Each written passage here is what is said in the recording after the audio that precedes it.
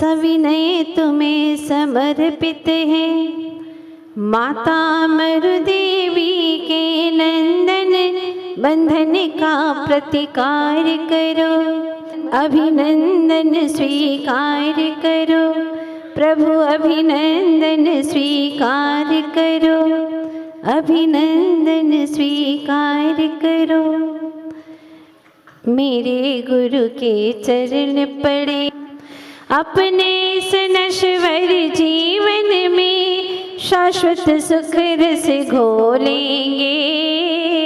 जब तक घट में श्वास रहेगी, गुरुवर की जय बोलेंगे। जब तक घट में श्वास रहेगी, गुरुवर की जय बोलेंगे। हम गुरुवर की जय बोलेंगे। आदि तीर्थंकर श्री आदिनाथ भगवान की, श्री 24 तीर्थंकर भगवान की, संत श्रोमणी अध्यात्म योगी आचार्य गुरुदेव श्री विद्यासागर जी महाराज की, श्रीमद् मानतुंग आचार्य देव की, भक्तामर महामंडल विधान की, अहिंसामय विश्व धर्म की, पूज्य आर्यकारित्रमा श्री पूर्णमती माता जी की, वंदनीय आर्यिका संघ की। भाभी जीवो, जब एक कैमरा आपके सामने रहता है तो आप कितने अलर्ट हो जाते हैं, सावधानी बरतने हैं। कोई ऐसा गलत काम न हो जाए जो कि उसमें तुम्हारी फिल्म उतर जाए, बहुत सावधानी बरतते हैं आप। तो जब आचार्य कहते हैं कि अनंत अनंत केवल ज्ञान भगवानी के, तीर्थंकर भगवंतों के, अनंत सिद्धों के ज्ञान रूपी, केवल ज्ञान रूपी कैमरे आपको देख रहे हैं, तो आप सावधानी क्यों नहीं बरतते? अनंत अनंत कैमरे आपको देख रहे हैं, हर समय क्या कर रहे हैं, आपके भीतर कैसे भाव चल रहे हैं, सब जान रहे हैं। सावधान हो जाइए, क्योंकि स्वयं से और स्वयंभू से कभी छिपा नहीं सकते। दुनिया की आंखों में धूल झोंक सकते हैं, लेकिन भगवान और स्वयं से कोई बच नहीं सकता। देखिए ना, वो निर्माल्य का भक्षण किया था, छिप छिप करके किया था, लेकिन जब कर्म रूपी सम्राट झपट मारता है, थप्पड़ मारता है, तो सारी दुनिया देखती, सारा मुल्क देखता है। और यही हुआ, वह अकृत पुण्य बेचारा मारा मारा बेसहारा कितना दुख भोगता रहा, और अंत में भी वह मरण करके, किंतु व्रत लेने के भाव के कारण से, सम्यक दर्शन होने के कारण से, अंत में गुरु की शरण में ही उसका जीवन परिवर्तित हो गया। कहते हैं ना कि जो किसी भी दुनिया की शरण में जाकर के नहीं होता, वो मात्र गुरु की शरण में जाकर के हो सकता है। कवियों ने कहा है कि अगर हाथ आसमां तक नहीं पहुंच रहे हो तो गुरु के चरण छू लो, सारा आसमान तुम्हारी मुट्ठी में होगा। सिर्फ गुरु के चरण छू लो, भक्ति से, श्रद्धा से, बिना मान के, बिना अहंकार के अगर गुरु के चरण स्पर्श कर लिए तो यकीनन तुम्हें संसार में कोई दुख नहीं सताएगा, कोई पीड़ा आक्रांत नहीं कर पाएगी तुम्हें, और निश्चित रूप से एक दिन गुरु के चरणानुगामी होकर के मुक्ति द्वार तक पहुंच ही जाओगे। जैसे वह अकृत पुण्य चला जा रहा है। और आपने कल नहीं परसों सुना था कि एक शेर ने भक्षण कर लिया, और उधर से महारथिक देव होने के बावजूद भी जब अवधि ज्ञान से जाना कि माँ बहुत दुखी है, बहुत चिंतित है, क्या करूं, कैसे जाऊं, कैसे माँ को सांत्वना दूं, तब वह स्वर्ग का देव अकृत पुण्य का ही वेश धारण करके वहां आता है। माँ बेहोश पड़ी है, बलभद्र मुखिया उसको होश में लाता है, पानी के शीतल छींटे देता है, वह होश में आती है तो अकृत पुण्य पास में आकर के कहता, माँ अरे तुम क्यों मूर्छित हो रही हो, मैं हूं ना, देखो सामने तुम्हारा बेटा अकृत पुण्य। बेटा तुम मरे नहीं हो, तुम जीवित हो? हाँ माँ, मैं कभी मर ही नहीं सकता, मैं सदाकाल जीवित रहता हूँ, क्योंकि जीव हूँ ना। जीव किसे कहते हैं? जो कभी मरे ना, उसी का नाम तो जीव है, जो सदाकाल जीवित रहता है। मैं अजर अमरण धर्म हूँ माँ, मुझे देखो। माँ देखती है और उसको पकड़ने के लिए आगे बढ़ती है, लेकिन वो पकड़ में नहीं आता। वो कहता है माँ, कर्म भी पकड़ में नहीं आता और आत्मा भी पकड़ में नहीं आती, किंतु कर्म जब आत्मा के साथ में घुल मिल जाते हैं, एक क्षेत्रावगाही हो जाते हैं, जो तीसरी चीज का निर्माण होता है वो शरीर दिखाई देता है, वो शरीर पकड़ में आता है। लेकिन मैं तुम्हें अभी भी पकड़ में नहीं आऊंगा, क्योंकि मेरा शरीर वैकृत शरीर है, मैं देव हो गया हूँ। इसलिए माँ, मुझे पकड़ने की कोशिश मत करो। आप तो उसे पकड़ो जिसको पकड़ने के बाद में किसी को पकड़ने की जरूरत ही नहीं पड़ती। ऐसे महान जिन शासन, जिन धर्म का शरण लो माँ, और व्रती बनो। बस मेरी एक ही अंतिम ख्वाहिश थी कि मैं व्रती बनूं। मैंने मुनि श्री सुव्रत मुनि का उपदेश सुना और मैंने तय किया कि मैं व्रती बनूंगा। और माँ, मैं आपसे अनुमति लेने ही आ रहा था कि रास्ते में मुझे शेर ने भक्षण कर लिया, लेकिन व्रती होने के भाव से मैं स्वर्ग में महर्धिक देव बन गया। माँ, आप भी मत चुको, ये बहुत ही पावन क्षण है, कुछ नहीं है इस जगत में। मैंने भी अंतिम समय में यही सोचा था। हो जीवो छोई जगत माँ जान थी जीवन, हो जीवो छो जा जगत में ध्यान थी जीवन, जिंदगी नो नाम छे बस बोझने बंधन। जिंदगी में बोझ है और बंधन है। माँ, मैंने अंतिम में प्रभु से यही प्रार्थना की थी, आखरी अवतार नो मंडाण बांधी दे, जा बसे छे तू मने त्या स्थान आपी दे। हे प्रभु, जहाँ आप बस रहे हो, बस मुझे भी अपने पास में बुला लो प्रभु। और गुरुदेव ने मुझे कहा था, तू भक्ति कर, उनकी कर, शरण में जा, उनकी शरण में जा, जो अशरण जगत से तुझे छुड़ा दे, संसार का भ्रमण तुड़वा दे। ऐसे गुरु की शरण में जा, ऐसे प्रभु की शरण में जा। माँ, अब आप भी धैर्य रखो और शोक न करो, आप भी उन्हीं की बंदगी करो।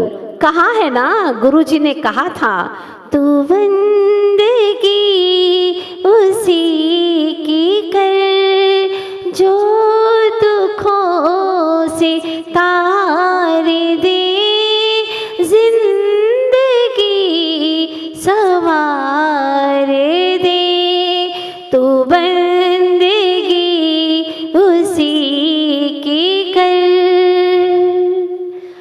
दुनिया के सामने क्या लल्लू चप्पू करना माँ, प्रभु की शरण में जाओ और उनके शरण में जाकर के, गुरु की शरण में जाकर के वितरागता का रसपान करो। माँ, ये जीवन का कोई भरोसा नहीं है। देखो, अकाल में ही मेरा मरण हो गया, आपके जीवन का भी कोई भरोसा नहीं है। माँ, आप तो जानती हो, आज यहाँ है, कल न जाने कहाँ रहे, कोई भरोसा नहीं। अनंत जीवन हमने कैसा काटा है। हे, आज यहाँ, कल कहाँ रहे, कल कहाँ रहे, यह कौन कहे। दरिया का पानी बहता है, ना जाने ना मालूम किस ओर बहे। लाखों ही पैसे वाले थे इस धरती पर, लाखों ही पैसे वाले थे, मिट गए जमी के पेंदे में। सोचो तो दुनिया में जीवित कितनों के नाम निशान रहे, सोचो तो दुनिया में जीवित कितनों के नाम निशान रहे। माँ, इसीलिए अब देर मत करो, अति शीघ्र ही गुरु की शरण में चलो। मैं तुम्हें ले चलता हूँ और वह आगे आगे अकृत पुण्य चलता है, पीछे पीछे माँ बलभद्र मुखिया और उसके सभी बच्चे पीछे पीछे चले जा रहे हैं। मुनिराज की शरण में जा करके सभी ने सम्यक दर्शन को अंगीकार किया। मुनिराज की दिव्य छवि को देख करके कभी भी संत की छवि को देख करके राग नहीं उमड़ता, बल्कि वितरागता का भाव आता है। रोम रोम में वह वितरागता का भाव आता है, प्रभु मैं तेरी कैसे भक्ति करूं, मैं कैसे मुक्ति का वर्ण करूं, ऐसा भाव हुमक हुमक करके आता है और सभी गुरु के चरणों में नतमस्तक हो जाते हैं और सम्यक दर्शन को धारण करके व्रतों को अपनी शक्ति के अनुसार अंगीकार करते हैं। इस तरह से सुव्रत मुनिराज का जो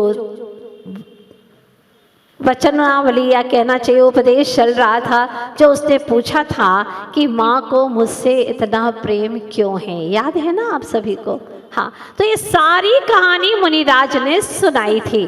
फिर कहा कि वह मरण करके वहाँ पर चले गए स्वर्ग में, सभी स्वर्ग में गए और वहाँ से लौट करके आए तो बलभद्र मुखिया पिता, वृष्टिदाना तुम्हारी माता, किंतु जो भाई थे बलभद्र के बच्चे थे वह तुम्हारे अब फिर से भाई हुए हैं और तुम धन्य कुमार, जो अकृत पुण्य था वह धन्य कुमार के रूप में जन्म ले लेता है।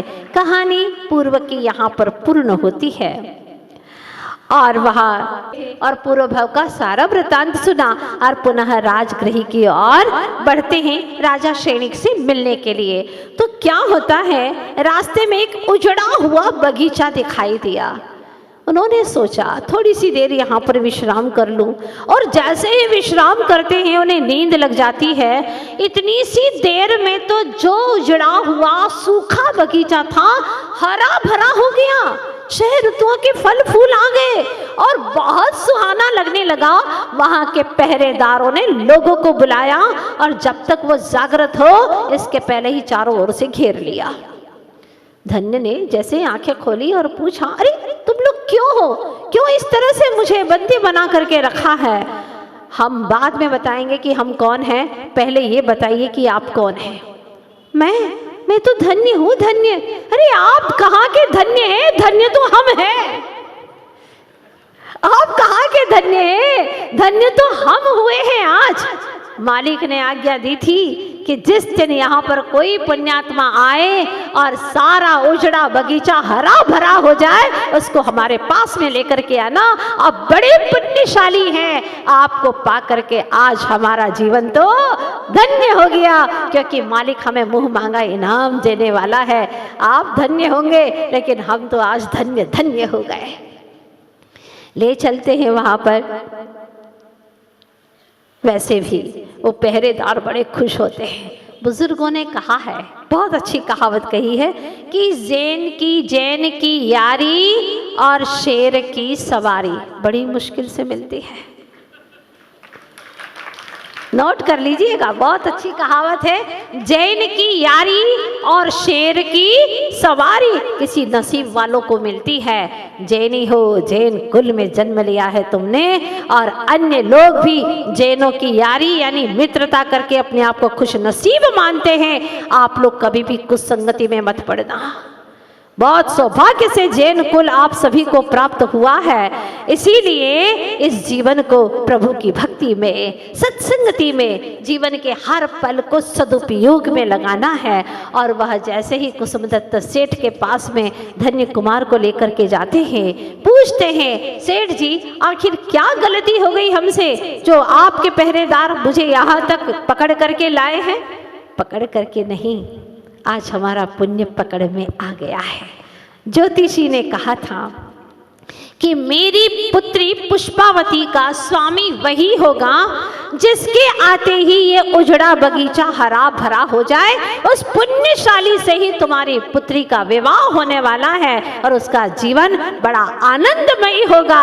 तो आज मुझे दामाद मिल गए हैं, जामाता मिल गए हैं, सौभाग्यशाली हूँ मैं, मेरे पुत्री का वरण करिए। तब वह धन्य कुमार सोचते हैं कि हे भगवान, ये जिन शासन मुझे मिला और जिस दिन से मैंने मुनिराज को आहार दान दिया था अकृत पुण्य की अवस्था में, तब से मेरे जीवन में कितना परिवर्तन हो गया। सारा पाप धुल गया और पुण्य ही पुण्य का संचय होने लगा। एकमात्र गुरु का शरण पाते ही सारी तकदीर बदल गई, किस्मत संवर गई। वास्तव में गुरु ही मेरे सांवरिया हैं और वह बहुत प्रसन्न चित्त होता है। विवाह हो जाता है। फिर वह और अपनी यात्रा को आगे बढ़ाता है, क्योंकि अभी उसको कहाँ पहुँचना है? राजगृही तक पहुंचना है, श्रेणिक राजा तक पहुंचना है। तो आपको मैं ख्याल में लाना चाहती हूँ कि जो पुष्पावती से विवाह हुआ है, उस पुष्पावती की खास सहेली थी राजा श्रेणिक के यहाँ की ही पुत्री, जिसका नाम था, पुष्पावती की सहेली का नाम था गुणवती। हाँ, वो उसकी खास सहेली थी। पति मिला है, हे प्रभु मुझे भी ऐसा ही पति मिले, इस तरह से विचार करती और उसने मन ही मन वर्ण कर लिया कि मैं भी विवाह करूंगी तो ऐसे ये धन्य कुमार से ही विवाह करूंगी। लेकिन उसका जो भाई था अभय कुमार, राजा श्रेणिक की जो रानी थी पहली, नंदश्री नाम की रानी, उसी का पुत्र था अभय कुमार, बड़ा बुद्धिमान, हाजिर जवाब। लेकिन वह नहीं चाहता था कि मेरी बहन का विवाह धन्य कुमार से हो, क्योंकि धन्य कुमार बड़ा पुण्यशाली, बुद्धिमान, और उसके आगे थोड़ी अभय की प्रसिद्धि घटने लगी, ख्याति कीर्ति कम होने लगी, तो उसे जलन होने लगी।